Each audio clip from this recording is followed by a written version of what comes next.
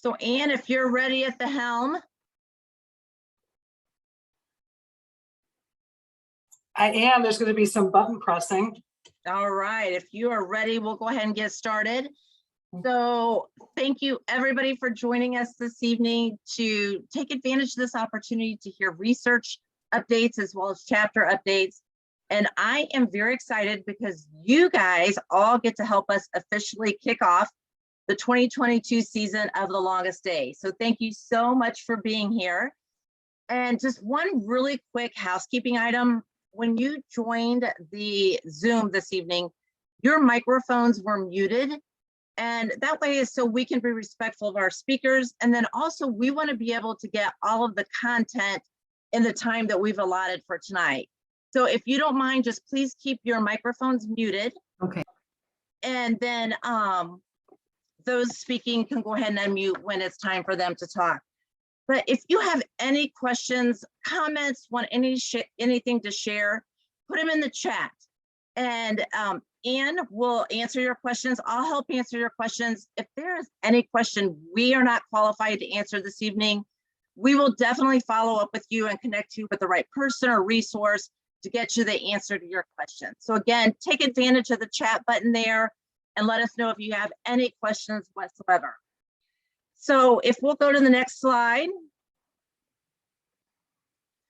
I have talked to many of you personally on the phone, on Zoom calls, I've met you in person. And a lot of you know that this is more than a career to me. This is personal. The lady there in the middle, that is my Aunt Bev, and we lost her last May due to a long battle with Alzheimer's. And even though she doesn't know it, we're there celebrating her birthday. And that was the last time that I got to see my Aunt Bev. But I feel like I'm part of one of those like action movies where I'm like, this is personal. So if people wonder why I am so passionate about what I do, it's because the lady right there, I align and I support the vision of the association of a world with no Alzheimer's or other dementia, because I don't want any other family to have to go through what we went through in losing a loved one to Alzheimer's. And then looking in the chat, a lot of you have gone through the same experience. So I'm going to introduce, our next speaker, or speakers, I should say, and that is Kevin and his wife, Joellen Stanton. But I feel like I kind of need to set them up before I introduce them so that to give you an idea of how we met them and how they came, to know the Greater Indiana chapter. So for this story, I'm going to take you across the border. And those of you who just went to Canada or Mexico in your mind, I love where you're going, but I'm going to have you bring it back in. We're going to go across the border to Cincinnati, Ohio. So it's still across the border, but not, beautiful palm trees like Mexico. So we had a longest stay participant in our Cincinnati chapter, and she lost her father to Alzheimer's. And she was trying to find a way to honor him, and she wanted to spread awareness about the Alzheimer's Association, about this disease, but she also wanted a way to raise funds for her activity for the longest stay. So she solicited the help of Sly Fox Graphics, which is located here in Indiana. And Kevin Stanton just happens to be the general manager and was the project lead. And so he reached out to us. He needed a high resolution logo. And we just kind of got to know Kevin through the project. And the more we talked to Kevin, we found out that Kevin and his wife, Joellen, were caring for Joellen's mother, who was also battling Alzheimer's. So this became more than just a project, a work project for Kevin. There was a lot of heart and passion and understanding why the completion of this project was important.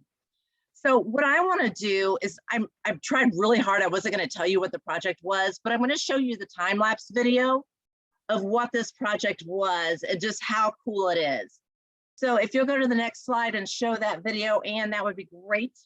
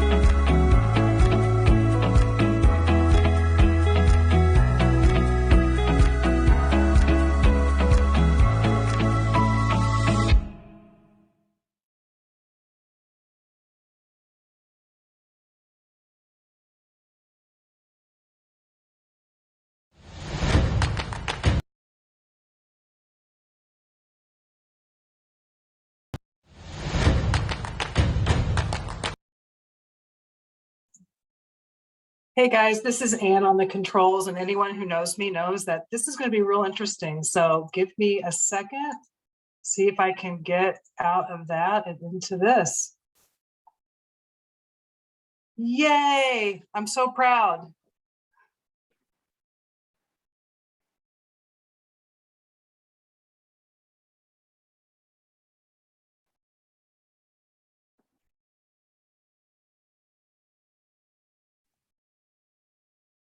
So Kevin and Joellen, if you want to go ahead and jump in with your story, that would be great.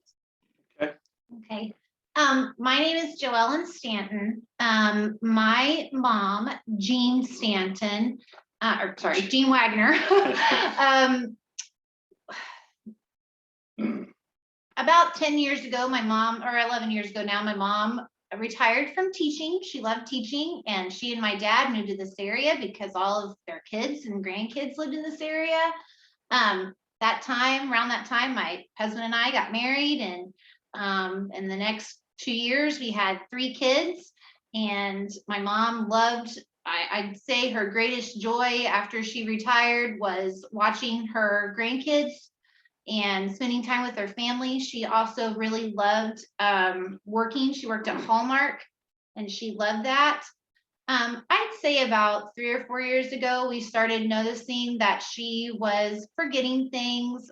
She would kind of forget the way home sometimes, and she would kind of mix up her words and things. And then 2 years ago, COVID happened, and she and my dad were pretty isolated.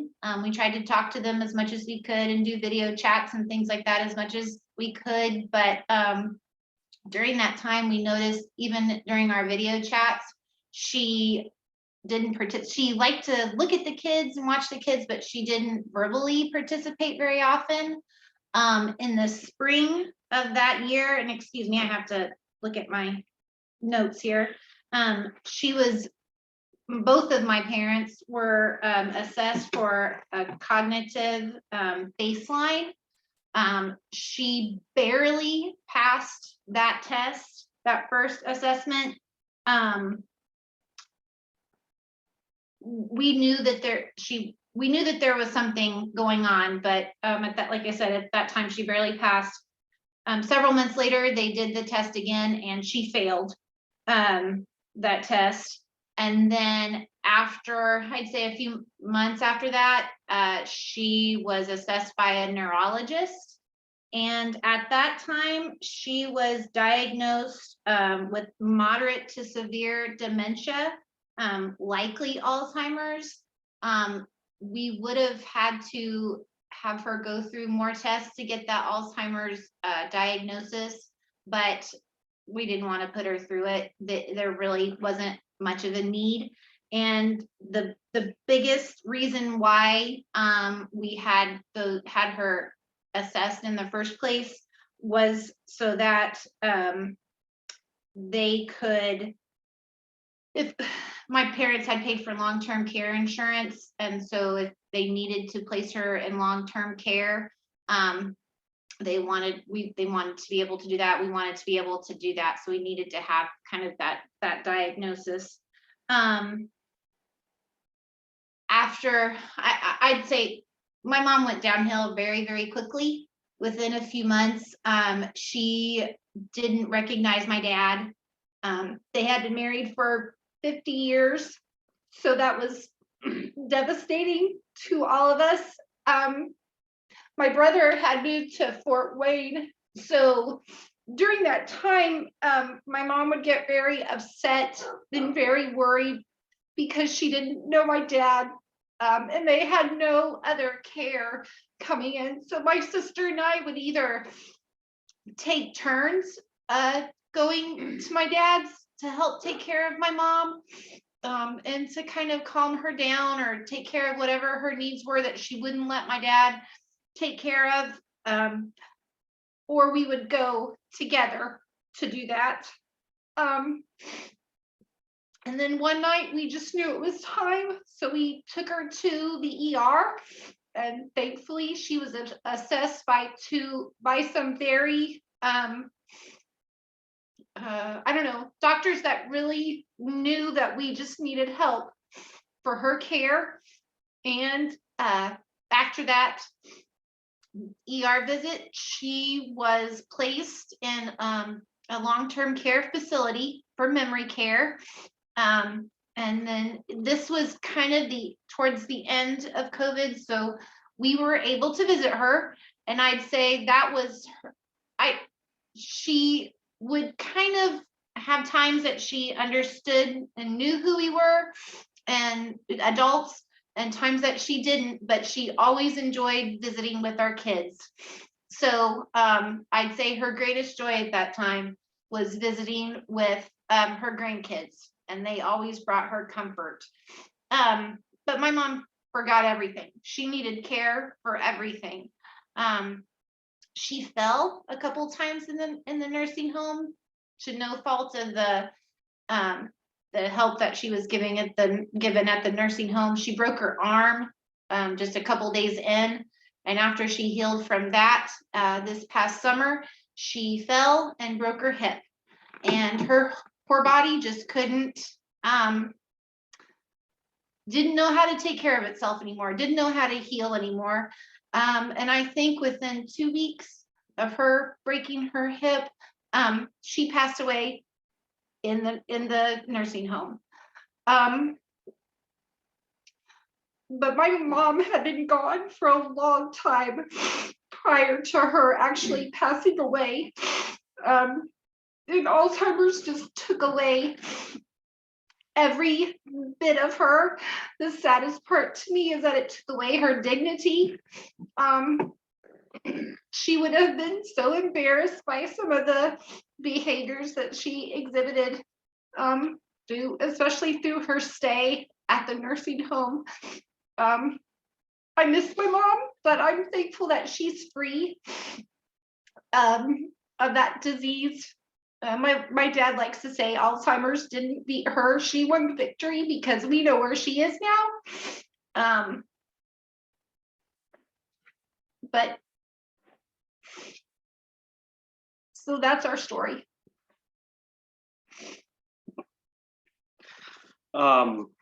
So back in February of last year, as Jennifer said earlier, I got the place that makes the LP trucks, BT&T, out of Hanover, Indiana. Jason is a really good friend, and I've been working with him for a while, and he told me about the Erics, and that Patty wanted to do this truck to tribute to her mother and her father. And so we set up a conference call, and much like hearing my wife's story right there, it was everything I could do not to cry hearing that. So after we were done, I was able to kind of tell Patty that, we were going through the same thing. And this became a real passion piece for me. So unfortunately, because of COVID and all the shortages, we weren't able to get the truck in as quickly as we had hoped. And so we had the design and everything ready, I would say in March. And the truck kept getting pushed back when it was going to be here and when it was going to be here. And I guess to go back, I was looking for a logo and had emailed several people trying to get some approval of using a logo for the longest day and from the Alzheimer's Association. And Jennifer called me one day, and Jennifer and I talked that first time, and I knew that I had the right person that I was dealing with there, because when I started telling her my story, actually the story about this wonderful lady, Patty Eric, and by the way, it's hard to see in that video, but on one side of the tank is a picture of Patty's dad. And on the other side was a picture of her mom and her dad holding hands when he was in the hospital at the very end of his life.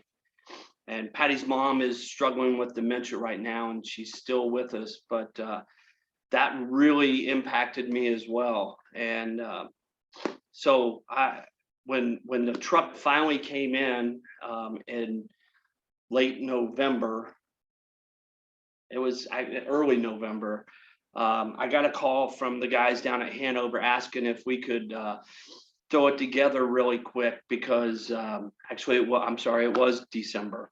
Patty was having a Christmas party and having all her family there the Wednesday before Christmas.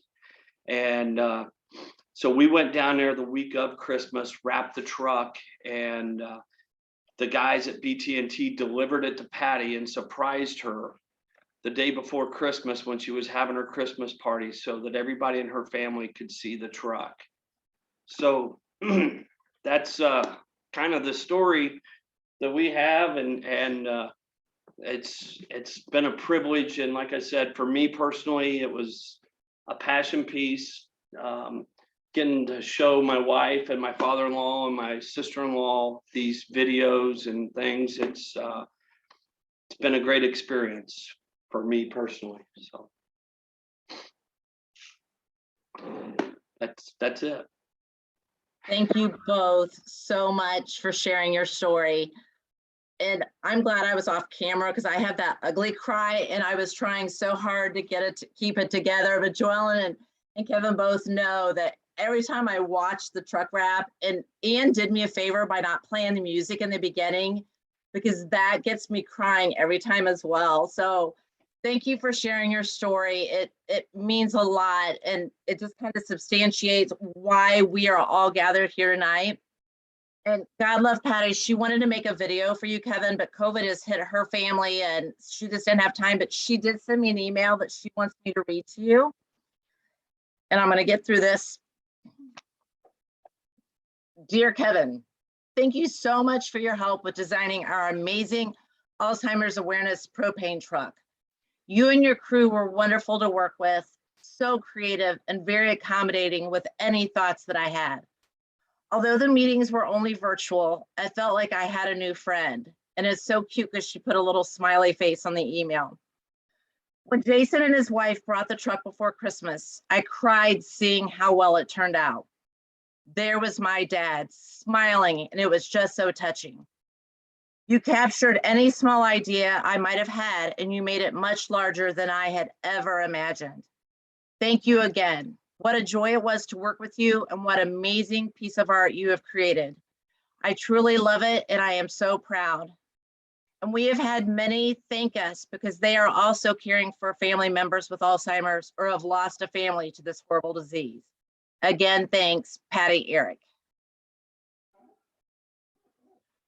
So again, as if this story that Joellen and Kevin shared with us is, it's enough to tell us why we do what we do, but I'm going to show you our most recent facts and figures just to drive home why it's important to us as a chapter to support this mission.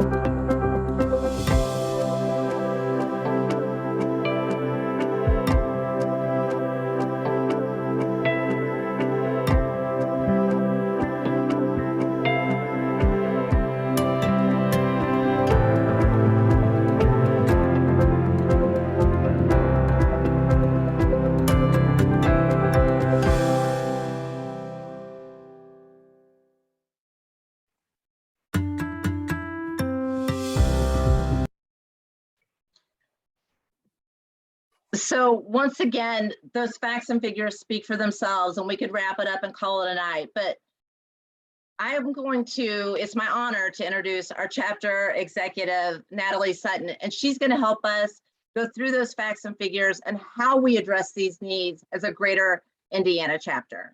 Natalie? Thank you so much, Jennifer. And I definitely want to thank Kevin and Joellen, but also all of you who've joined us tonight. It's great to be with community.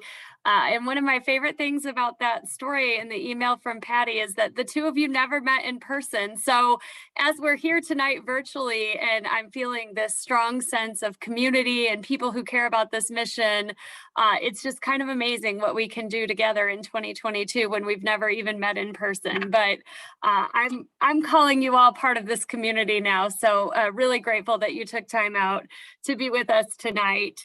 I, like so many of you, also have a personal connection to the mission. I joined the team at the Alzheimer's Association almost 5 years ago now, because 5 years ago, my grandfather passed away and he had vascular dementia at the end of his life. So that experience was hard for our family, as it is for so many of you and your families and so many of the people who we serve at the Alzheimer's Association. But I find a lot of bright spots in my work here as caregivers. Also talk not only about the difficulties of their journey, but the rewards and the positive moments in their journey. And as we work to make that journey a little bit easier for those who are touched by dementia and their families. And one of the things that I think is a bright spot and a ray of hope or a ray of sunshine, since we are talking about the longest day, is that participation in the longest day. Personally, I'm also a longest day participant, and I've done different activities over the past four to 5 years, but always really enjoy thinking creatively about ways to reach out to my network and encourage them to support this mission through a hobby. So next slide. We just saw the facts and figures video.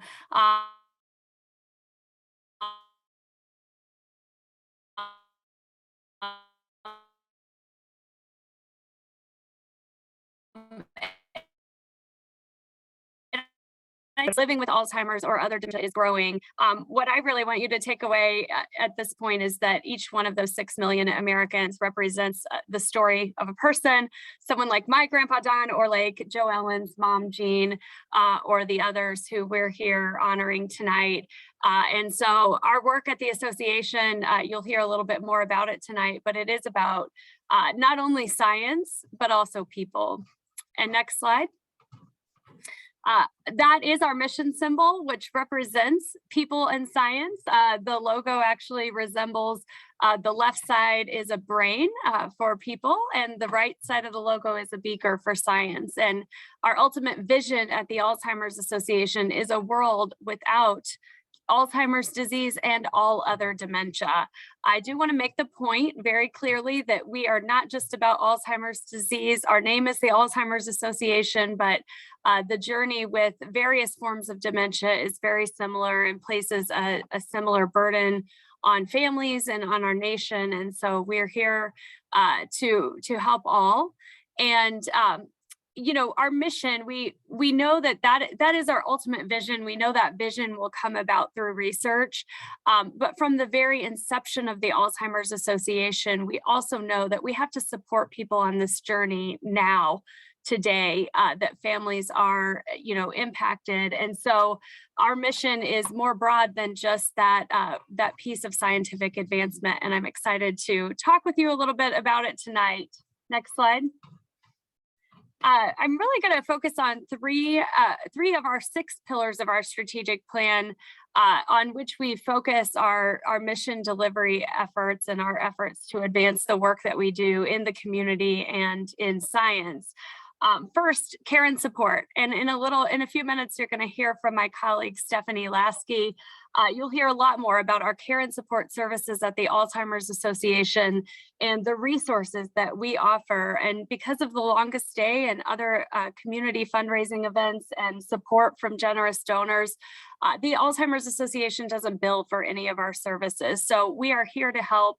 And we hope that there are no barriers to those who need our services accessing those services. So again, I won't go into too much depth. I'll let Stephanie talk a little bit about our care and support services. And as it relates to research, you're going to hear from an amazing research expert tonight in Dr. Bruce Lamb, who is a member of our Greater Indiana Chapter Board of Directors. a member of the Alzheimer's Association's National Board of Directors, and the current chair of the Alzheimer's Association's Medical and Scientific Advisory Group. So you are really in for a treat in getting to hear from Dr. Lamb. But I would like you to know that the Alzheimer's Association is the largest nonprofit funder of Alzheimer's and dementia research, and that, you know, not only funding research, but also our work and our efforts to really advance conversations about research and collaboration, and to build upon the science and encourage healthy debate among the science community. That's a key role that the Alzheimer's Association plays, and a critical component of our mission. And then finally, we don't have someone here tonight to talk about our advocacy efforts, so I may go into a little bit more depth, though I know there are a few people on this call who've been really involved as advocates themselves in pushing this work forward. But we at the Alzheimer's Association are the leading voice for those who are living with dementia, as well as their caregivers. And we fight for policies at the government level that support those constituents. A couple of examples of that at the national level, we've really been, and through our advocates who organize and volunteer teams and speak out with their representatives, have been able to increase research funding at the National Institutes of Health for Alzheimer's and dementia very significantly over the past 10 to 12 years. And that's certainly having an impact on the research community, a positive impact as we continue that quest for a world without Alzheimer's and other dementia. And in addition, we're working at the state level here in Indiana. Last year, we passed a bill for Indiana to create an Alzheimer's and dementia strategic plan. And this year, we're actually working to require dementia-specific training for home health aides here in Indiana, so that when someone's receiving care for dementia, whether they're at home in the community or in a long-term care community, we want to ensure that all of those constituents receive care from someone who's trained and understands dementia. So those are a few examples of our work to advance our mission. I will share just one more. These are not three, I want to make the point too that these are not three separate and distinct pillars or separate activities operating in silos, but at the Alzheimer's Association, we really work across these functions. And I think a good example is, as many of you know, last June, the FDA provided breakthrough approval for the first treatment to actually slow the progression of Alzheimer's disease. And as that has played out, CMS is making a decision about how they should cover that treatment. A lot of discussion and debate around these issues, but through our research advancements, we've really worked to pave the way and make treatments and FDA approvals like such possible. We're educating families and those impacted on the new treatment options and what might be right for them. And then finally, we're advocating for coverage so that when treatments are developed, we can ensure that everyone has access to them. So that's just one example of how, by addressing all of these areas, we can really have a powerful voice in what matters to our constituents. And just a couple more slides that continue to share, and if you could go to the next slide, please. Continue to share the why behind all of this. I think there's really no more powerful way to understand a family's journey and the toll that Alzheimer's disease or dementia can have on a family than by listening to a story like Kevin and Joellen's story. But as many of you know, the toll on families is significant. 25% of caregivers in the sandwich generation, meaning that they are taking care of a parent and also taking care of children in their home under the age of 18. Caregivers contribute an unbelievable number of hours and value of those hours to our society. And honestly, without family caregivers caring for their loved ones, our system wouldn't be able to care for those with dementia. So family caregivers are a huge part of the equation here. And Alzheimer's disease is also the most expensive disease in the United States. And again, those figures are growing. So we know that unfortunately this condition can be financially devastating to families as well. Next slide. And unfortunately, it doesn't stop with our families. We know that because of that impact on families, Alzheimer's and dementia also have a significant impact on our communities and our businesses. Employees are also serving as caregivers.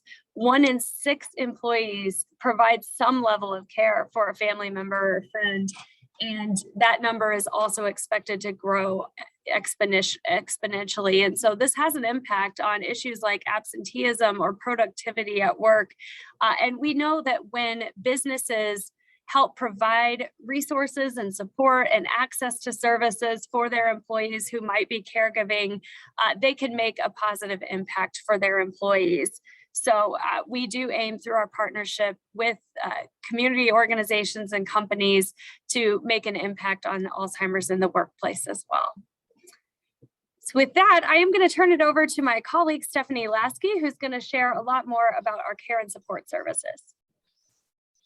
Thanks, Natalie. Hi, everyone. Good evening. I'm so glad to be here with you tonight. And thanks to Jennifer for inviting me. Much like Natalie and many of you, I too have a personal connection to Alzheimer's and dementia. My father-in-law passed away about 2 years ago from vascular dementia following a stroke. And then my aunt's father passed away from Alzheimer's when I was a child.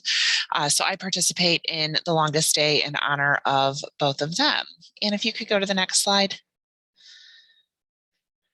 I'm here to talk tonight about how we support caregivers and our community members, and especially how we've supported those folks throughout the last 2 years during the pandemic. As Natalie mentioned, I am the program director for our chapter, so I have a team of 6 that cover the state of Indiana and provide care and support services to caregivers and people living with dementia and the community in general. So the pandemic really hit our constituents hard. I think we all remember back at the beginning of 2020, hearing the COVID numbers coming out of especially long-term care communities and older folks in general. We definitely know that this was a real burden on the people that we seek to connect with on a daily basis. We pivoted very quickly. I think we had about a week and a half of downtime while my team learned how to use Zoom. And then we picked right back up where we left off. All of our support groups and educational programs have transitioned to virtual work over the last 2 years. We have increased the number of people that we've seen year over year in both support groups and educational programs. So we're super excited to be able to say that we're seeing more people, we're reaching more people. We've even transitioned some of our social activities for people living with the early stages of dementia to virtual programs. And let me tell you, there's nothing more wonderful than being in the middle of budget season and buried in spreadsheets and being able to jump on a virtual memory cafe with people living with the early stages of dementia and listen to a beautiful harpist play gorgeous spa music and have people reflect on their impressions of the music. That was one of the best days that I can think of during the pandemic.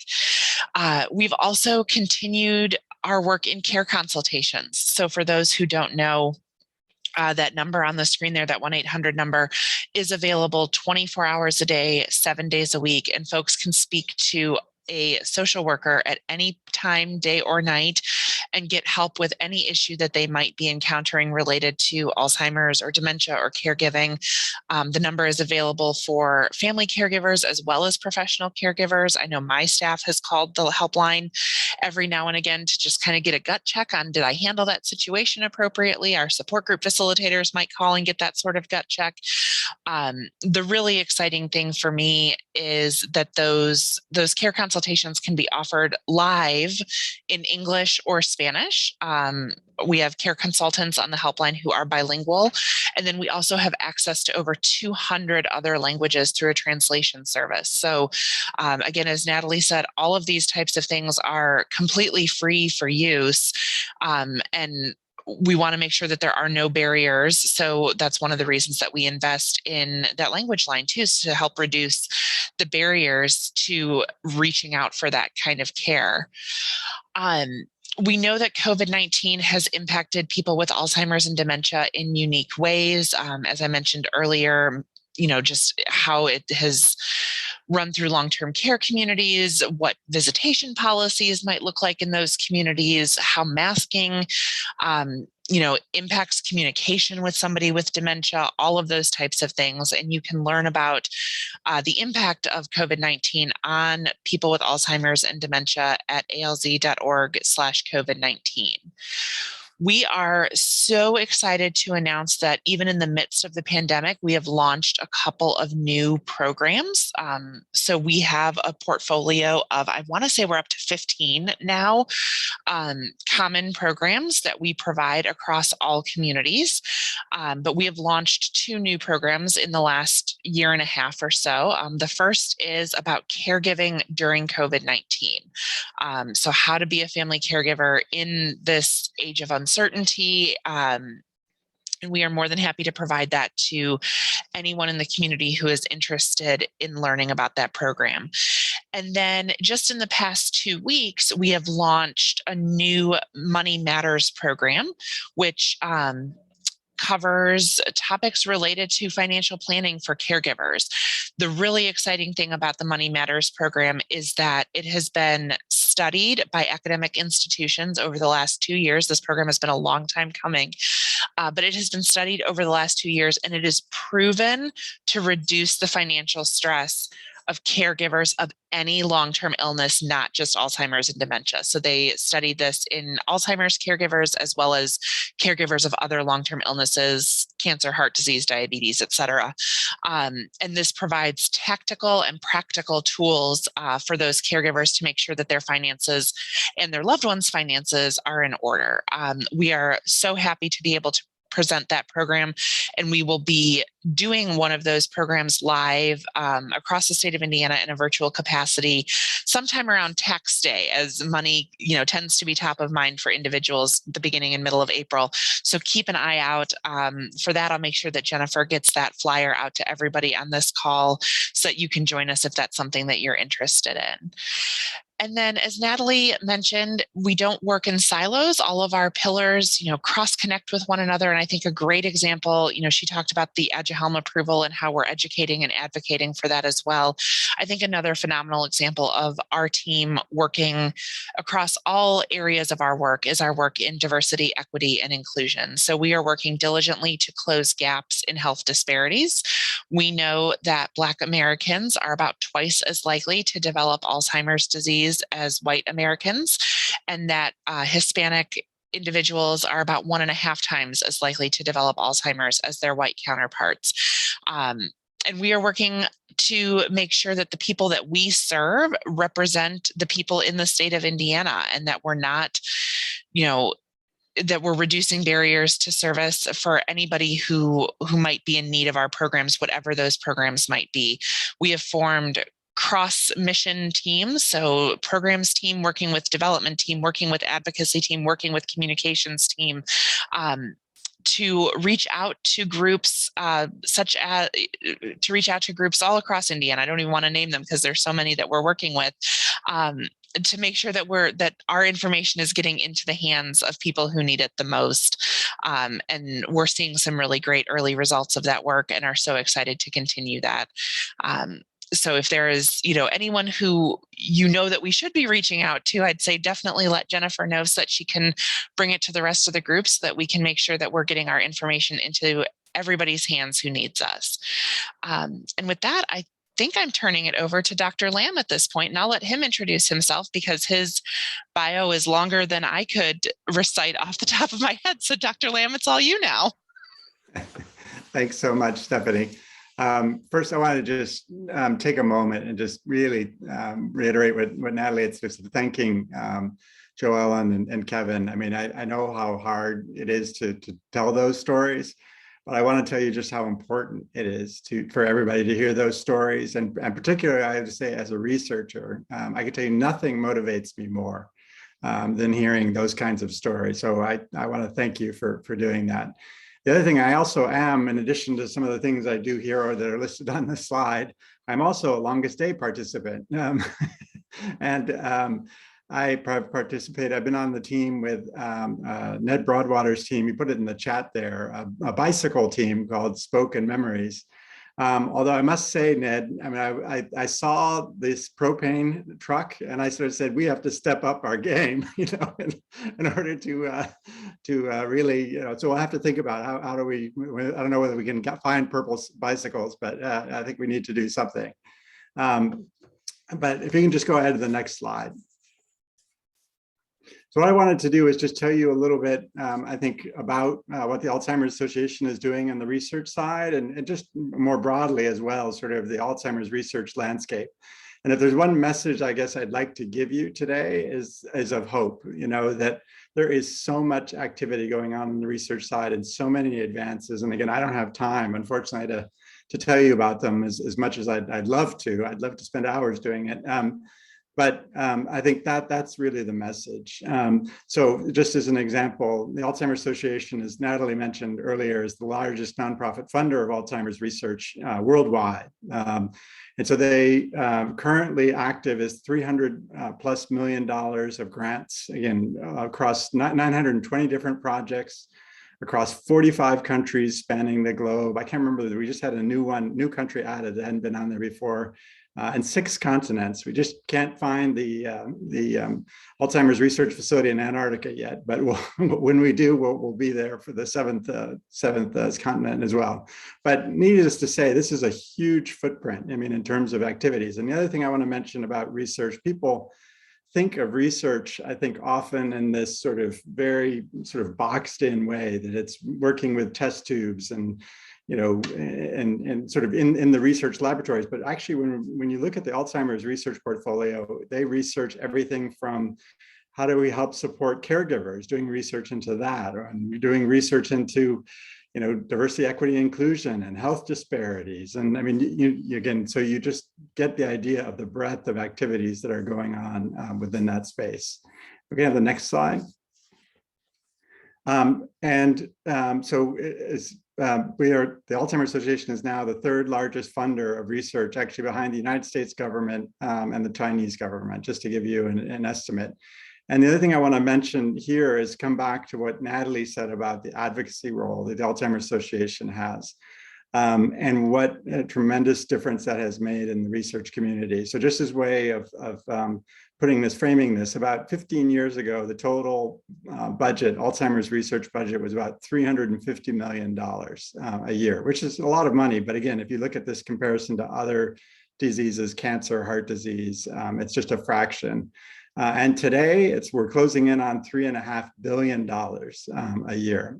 So it's almost 10 times sort of what it was 15 years ago. And again, it's really due to a lot of the efforts of the advocates, the Alzheimer's Association, the public policy teams, and just years of work, but it's tremendously impactful. And again, so in addition to the Alzheimer's research funding, that larger footprint in terms of the NIH funding is just tremendous. And the Alzheimer's research really is focusing to seed, speed, and scale the diverse research initiatives. And this is because, as I just mentioned, NIH is already funding almost $3 billion. But what the Alzheimer's Association can do is actually find areas where there's opportunities to really advance the field. And that's really what, on the Medical and Scientific Advisory Group that I sit on, we spend a lot of time thinking about what are the opportunities to really advance the field and really move this as quickly as we can towards treatments or other interventions for people living with the disease. The Alzheimer's Association is currently funding 8 active research awards in Indiana. So again, that just shows you, again, there's a lot of work going on here in Indiana, and actually there's 2 more that we hope that we'll be able to announce soon, that just as of today, actually the new grant round was being announced. So I think there's going to be probably 2 more on that list. So that's very exciting. And the other thing I want to just mention here, for those who don't know, Indiana has now become a central hub, for Alzheimer's research in the nation. Some indication of that is the research awards coming from the Alzheimer's Association. We are also now in Indiana, the 4th leading funded by the National Institute of Aging, which is where all the Alzheimer's research is funded by the NIH. So again, a lot of the large programs are funded here. A lot of the cutting edge research is funded here. And I can tell you, it is very much my intention that part of the solution is going to come from Indiana. Can I have the next slide, please? In terms of other updates, again, I don't have time to talk a lot about the different things that are going on in the field, but two, certainly by far and away the biggest, over this last year. The first has already been mentioned before, a monoclonal antibody called aducanumab. Its brand name is Aduhelm. You also see it that way too. It was developed by Biogen, and last June was approved by the FDA through what's called the accelerated approval pathway. And this is the first disease-modifying therapy that has been approved ever for Alzheimer's disease. It is by no means, I don't think anybody thinks this is the final solution for Alzheimer's disease, but just the fact that this is the first drug of its kind ever in history, I think is a huge, significant event. And then in addition to that, and I think it's something that people don't always appreciate too, there's actually 3 more drugs, including one from Eli Lilly here in Indiana, of other drugs which are coming right up behind aducanumab. So their drug is called donanemab, and there's, as I mentioned, there's 2 others that are also moving forward. The Lilly drug has received this breakthrough designation status, so it can have accelerated, sort of moving its accelerated pathway to approval. And they're anticipating submitting, I've heard sort of later the first quarter of this year, to be submitting to the FDA through this accelerated approval pathway. So I think it's entirely likely that within the next year to year and a half, we will probably have 2 or 3 or maybe even 4 approved drugs for Alzheimer's disease. So it's a huge, momentous occasion, for the field. And I think with that, I know we're running out of time, so I will turn it over. I'm trying to remember who I'm turning it over to now. Is it Jennifer? It's me. So thank you Okay. so much. Sure. So thank you, Natalie and Dr. Lamb and Stephanie, for just sharing with all of us how we are fulfilling the association's mission here in Greater Indiana. And some of you probably don't know this, but Dr. Lamb shared some new research funding information that hasn't been released to the field yet. So Dr. Lamb, you were the first to get permission to share that out beyond your board. So that was really cool information to be able to share here in the Greater Indiana chapter. And trust me, you've got a lot of, we'll say, cheerleaders on this call that's looking forward to Indiana being the leaders in Alzheimer's research. So when you need us, we're right there behind you. So again, this is a lot of information to take in, and there's always that question, and it just shows what an impact that we are making here in the greater chapter in Indiana at a local level. But it always brings about that question, like, how do we sustain all of this? And you saw the statistics, and you've heard the statistics on how the need for what we do is just going to get greater. So the question is, how can we further our impact? And one of the ways that you can do that is by participating in the Longest Day campaign. And some of you on this call, you know the Longest Day, you participate in the Longest Days, and others of you might be saying, what in the world? I've heard of the Walk to End Alzheimer's, but what are you talking about, this Longest Day campaign? So if you go to the next slide, the Longest Day, it's the day with the most light. It's centered around the summer solstice, which this year just happens to be Tuesday, June 21st. And the slogan is, the day with the most light is the day we fight to end Alzheimer's. So there's a little catch here, because the name of this campaign is a little deceiving in that everybody focuses on that one day. And they think, oh, I have to fundraise on June 21st. But what it is, it's a do-it-yourself fundraiser where we encourage people to take what you enjoy doing, a hobby and activity, and you turn it into a fundraiser whenever you want, however you want, wherever you want. And it all comes, comes together, if you will, on that Longest Day. And that is the day that we recognize, and it's that creates that sense of community. And I'm going to go to the next slide, and it's just a really short video, and it'll show you some of the activities that have been done across the country. The longest day is the day with the most light, the summer solstice. On June 21st, help us stand up to the darkness of Alzheimer's by raising funds for the care, support, and research efforts of the Alzheimer's Association. It's easy. Pick any activity you enjoy and turn it into a fundraiser to fight Alzheimer's. From bowling to basketball and card games to crafts, any activity can be part of the longest day. Your family, friends, colleagues, and the Alzheimer's Association are here to support you along the way.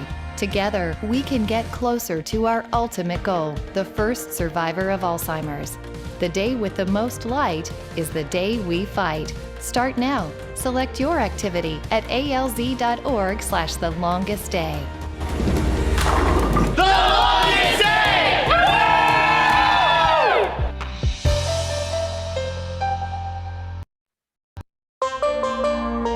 The longest day. So after watching that video, I'm like, I've got to find a roller derby group for the Greater Indiana chapter.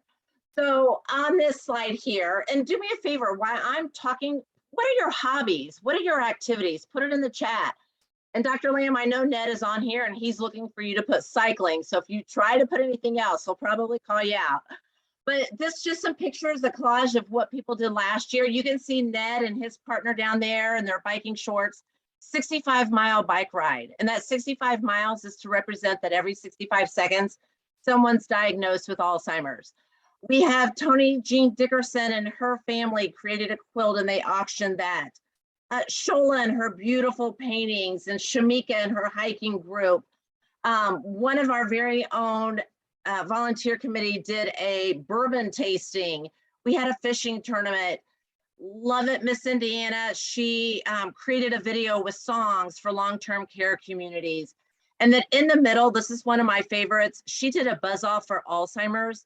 And she told her family and friends and colleagues, she said, if I reach my donation goal, I'm going to shave my hair off. And as you can see right here, Sarah met her donation goal.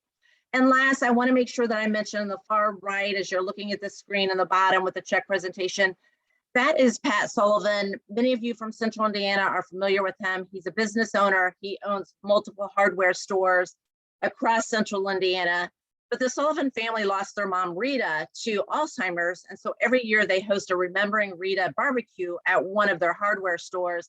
And it's just an awesome day because the community comes together. It's a great opportunity for spreading awareness about the disease, about the association, and it's broadcast on WIBC here in the Indianapolis and Donut County. So it's just a great way for a company to get involved, which brings me to the next slide.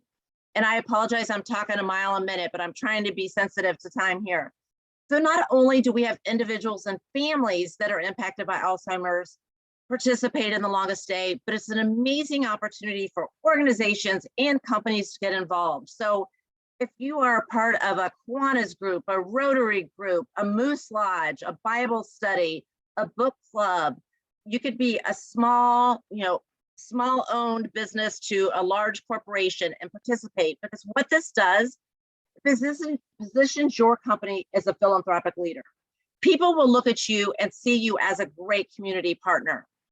It also will increase your employee engagement. So what that is, your employees can come together to create, what is our activity? What is our fundraiser? Or it could be that they just come together and participate in that activity on that company or corporate level. It increases your visibility with consumers or clients or constituents. Here's who we are. Here's what we're doing. It increases your visibility. And then also, as you can imagine, it amplifies the impact and improves more lives by your participation in the longest day. So some of you are like, okay, this is cool. I think I want to get on board, but how do I do this? How do I get involved or register for the longest day? So on the next slide, I want to go ahead and introduce you to Casey Keller. She is our volunteer committee chair. She is my sounding board. She's been a longest day participant longer than I've actually been with the association. So a lot of times if I need to go back in history, I'll ask Casey, so what did we do 3 years ago or whatever. So with that, I'm going to turn it over to Casey and she's going to tell you how you can get involved in the longest day. Thanks, Jennifer. Yes, you can get involved in the longest day. So I get to participate with a committee and we will support you. It is so very simple because there is a website that is dedicated to your participation. So if you're wondering, what will I be able to do? It is anything. So you can take your passion and your desire to raise money for this amazing cause, smash them together, and voila, you will be able to do this. I do it for my mom and my dad and my grandmother. My grandmother went undiagnosed, and so because I did not want my dad to ever feel helpless again, when my mom started showing signs and said, I need some help, we went immediately to the Alzheimer's Association. My mom, who's also on the call tonight, she is in a clinical trial. We are seeing amazing stuff being a part of this. I am her buddy in the clinical trial. It is so truly wonderful to be a part of this with her and to see the progress that's being made in the research. So Dr. Lamb, thank you. Thank you. So I shine my light for them, and I participate with the longest day, doing a multitude of various things, again, smashing my passion for the Alzheimer's Association with crafting and reading and just a whole bunch of different things. The committee will, once you register at alz.org/TLD, you're going to put in your information. If you're not quite sure what to do, that's okay. The committee will reach out. We will help you decide. We will give you all of the tools that you need to determine what to do. If you aren't sure, we will guide you along the way. We're going to send you lots of good things right to your doorstep, and we'll send you a cup if you register by February 28th. It will keep your beverages nice and cold or nice and warm, depending on what you're putting in it. We're going to send you lots of encouragement by saying thank you and welcome to the team. Here's what to do. This resource center has everything that you'll need to do. If you want to canoe, if you want to bike, if you want to do it by yourself, if you want to do it with a team, there are so many ways that you can take, again, what you do best, what you love to do, your hobby, your passion, and turn it into a fundraiser and create a team if you want to, and make a successful event out of, again, a passion that you have. The committee for the longest day is here to help. You do not have to do it by yourself. We will walk you hand in hand through each step of the way, from when you register to welcoming you to determining how to do it best, what the tools are, how to communicate with who you want to ask for money, ask people for money, and how then to best tell your story. And that's the critical piece. How can you tell your story? How can you have that compelling message to get other people involved? And that's, we heard it so many times already. This messaging, telling your story, is exactly the community that is drawing people in and getting people connected. What, like I said, it's this kit is going to drop at your door. It's going to be so simple for you to do. If you want to do it on your phone, you can. If you want to do it on your laptop, on your tablet, we have made it very simple. You can also find us on about every social media that we have. So you can find us on Instagram, Twitter, we have email, LinkedIn, Facebook. We are trying to make it as easy as possible for you with resources, platforms, the whole kit and caboodle. So you can find us. Jennifer is your staff person. I'm your volunteer person. We have a committee. We have it all for you laid out. And this is the community right here for you to be successful in your longest day activities. Awesome. Thank you so much, Casey. I love her energy. And if she doesn't make you want to register for the longest day, I'm not sure who would be able to persuade you to do so, but we would love to have you register, participate. As Casey said, we are there to help you along the way, to make you feel successful in your fundraising and as well as raising awareness about this disease and the association.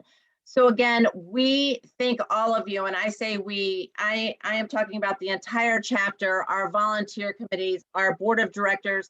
We cannot thank you all enough for spending time with us tonight. Feel free, if you have any questions, I will hang out for a few minutes and help you register, direct you to anybody that I need to get you any answers to questions that maybe you didn't get answered tonight. But again, thank you. Have a great evening. I would tell you to drive home safely, but since a lot of you are already home, have a good evening.